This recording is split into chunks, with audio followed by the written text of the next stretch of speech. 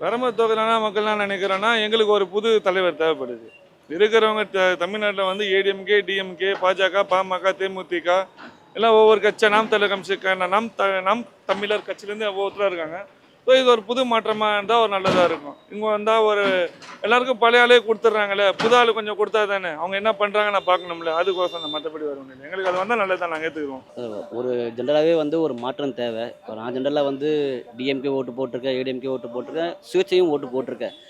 எதுக்காக அந்த ஓட்டுன்னா வந்து பார்த்தீங்கன்னா, அவங்க கொடுக்குற ஒவ்வொரு கொள்கையுமே வந்து மக்களுக்கு நல்லது பண்ணணும். ப்ளஸ் குழந்தைங்களுக்கு பாதுகாப்பாக இருக்கணும். இப்போ இந்த ஜென்ரேஷன் என்னன்னா வந்து இப்போது நார்மலாக சின்ன குழந்தை, நானும் இப்போ ஒரு பொண்ணு வச்சுருக்கேன். என் பொண்ணு வச்சுன்னா நல்லா சுதந்திரமாக நடமாட முடியல. ஜென்ரலாக பயந்து வர மாதிரி இருக்குது. அடிபட்சத்தில் வந்து பார்த்தீங்கன்னா, இங்கே வந்து ஜென்ரலாகவே ஒரு மாற்றம் தேவை. இப்போ 2 கட்சியுமே மாறி ஆடிட்டு இருக்கு. இங்கேனா வந்து ஓட்டு கேட்க நிறைய பேர் வராங்க, ஓட்டு போடுறோம். திருப்பி அவங்க ஒரு 4 வருஷமாக யாரும் வெளியே வரல. இப்போ இந்த தொகுதி எம்எல்ஏ போகிறதுக்கு யாரும் இருக்குது. ஆனால் இங்கே எப்படின்னா வந்து ஜென்ரலாக ஒரு மாற்றம் வேணும். அதில் வந்து அவர் நின்னா கூட ஜெயிக்கிறதுக்கு 100% அதிகமாக இருக்குது. டிவிக்கே தான் வரும் பெரம்பலூர்.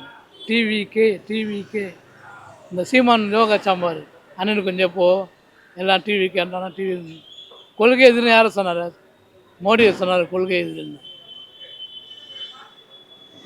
டிஎம்கே டிஎஸ் வச்சுருந்தாங்க, அது ஜெயலலிதாமாவும் சொல்லிக்கிறாங்க டிஎஸ் வச்சு. அதுன்னு அவர் சொன்னார். ஆமாம், என்ன தப்புக்குது?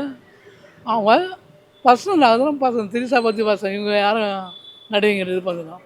மொத்தம் எல்லோரும் சொல்கிறோம், நடிகர் எல்லாருமே அரசியல் பண்ணிட்டு போகலையா? லேடிஸில் வீக் இல்லையா? பெரம்பலூர் தொகுதி வரைக்கும் பார்க்குறவன் விஜய் நிற்கிறதுறாங்க என்னங்க தகவல் வந்திருக்கு. அது எவ்வளோ உண்மைன்னு தெரியல. அவர் நின்னாக்கா பலன் இருக்கா இல்லையா தெரியல.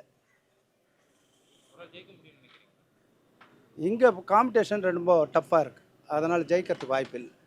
பெரம்பலூர் வந்து இந்த கொளத்தூர் தொகுதி ஃபுல்லாக சிஎம் முக ஸ்டாலின் தானே ஃபஸ்ட்டு. அவர் தான், அப்புறமா தான் எல்லாம்.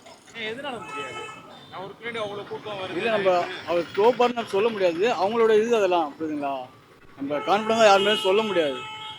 அவர் வந்தாலும் சந்தோஷம் தான், இவர் வந்தாலும் நம்மளுக்கு சந்தோஷம் தானே.